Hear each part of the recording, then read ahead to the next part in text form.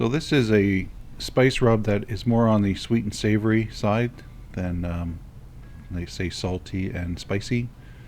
So we'll go through the ingredients first. A quarter cup of sea salt or regular table salt if you want. If you do use sea salt, use fine. 2 teaspoons unsweetened cocoa powder, 1 tablespoon sugar, 2 tablespoons brown sugar, whether light or dark, 3 tablespoons garlic powder, 1 tablespoon onion powder, 1 tablespoon cumin, 2 tablespoons chili powder, and 1 tablespoon black pepper.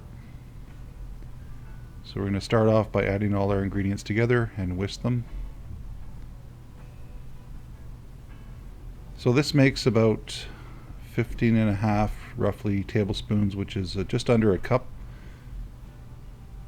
And then for each meat portion, depending on what you're doing, if you're doing a roast or a chicken, it's going to use more obviously, but if you're doing it with steaks, use probably 2 or 3 tablespoons. So yes, this makes about just under a cup. So the cocoa powder adds a slight bitterness, and they say fruity and floral flavors, but it tends to work well with the other ingredients here to kind of deepen the flavor. So it's really good for grilled meats, you know, on steaks and roasts and roasted meats. So I encourage you to give it a try. I was impressed with it. Obviously you can back off a little bit on the salt, a quarter cup of salt, but again, you're only using, you know, a few tablespoons per meal. So they say it works really well on flat iron steaks and steaks that are fried or barbecued. So I'll have yet to try that, but I will. In this video I'm just using it on a kind of a medium-sized chicken that I had in the freezer. I had vacuum packed it. So I let it thaw for a couple days, and then I applied this rub and roasted. So here you go. We add a little bit of oil and we rub that on the skin of the chicken. This helps not only to have the rub adhere, but it helps in the browning of the skin. Okay, so you can see it's quite wrinkly. This is thawed out for a couple of days, but still has the signs of being vacuum packed. But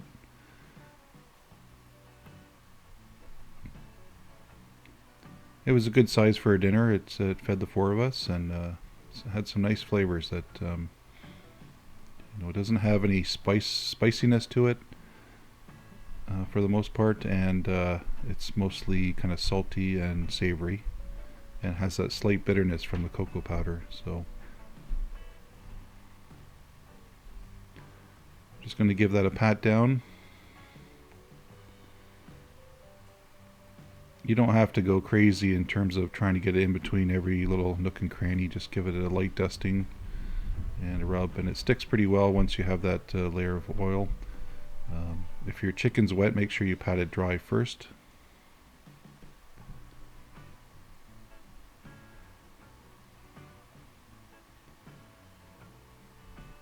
And some of the extra rub kind of drips off and creates a little bit of a sauce or a gravy in the bottom of the roasting pan. I'll show you that in a minute.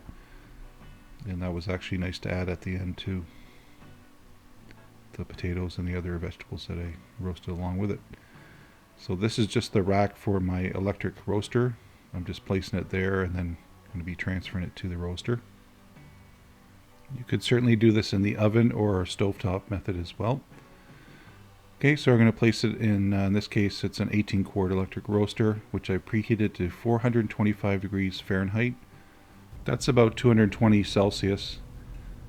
And it really depends on the size of whatever meat you're cooking in terms of the time, but an hour and a half and this chicken was done. It's nice and tender inside and juicy, and we did some roasted potatoes and carrots and a few other vegetables on the side cooked separately. So here you see the end result. Again, nice and juicy, and that rub stayed on pretty good. It didn't slide off, which sometimes happens, but yeah, I was impressed by the flavors.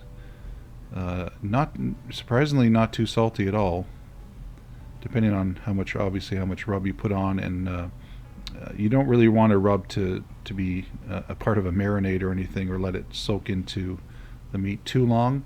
it's more just kind of a last minute thing that you apply to grilled and roasted meats. Some of it obviously does get absorbed, but yeah, it was a nice flavor profile. I would definitely do it again. And I have now cocoa powder on my list for spices to add to grilled meats and roasted meats.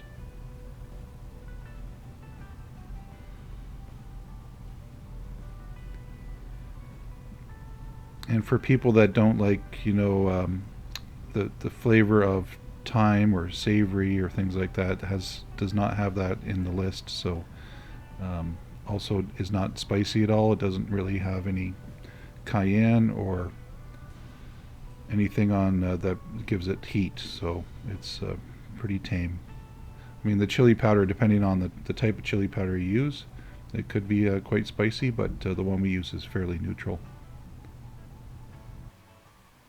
And if you did want it on the spicy side, you could obviously add whatever ingredient you want to the list. But again, I wanted it to be not necessarily to highlight the cocoa powder, just to see what kind of flavor profile it comes through. So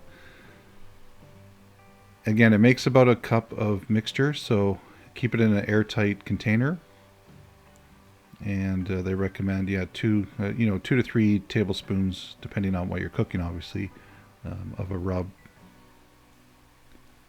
So it's not really meant for marinade, it's more just to be applied before you roast or grill.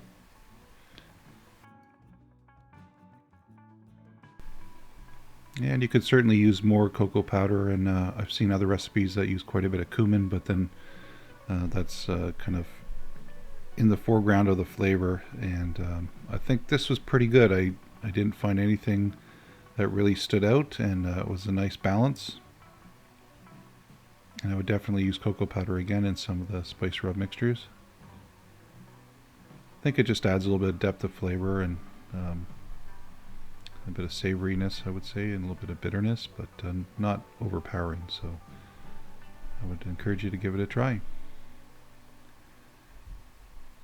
Also, for presentation, it kind of looks interesting when you have some dark spice rub on whatever you're making, a roast.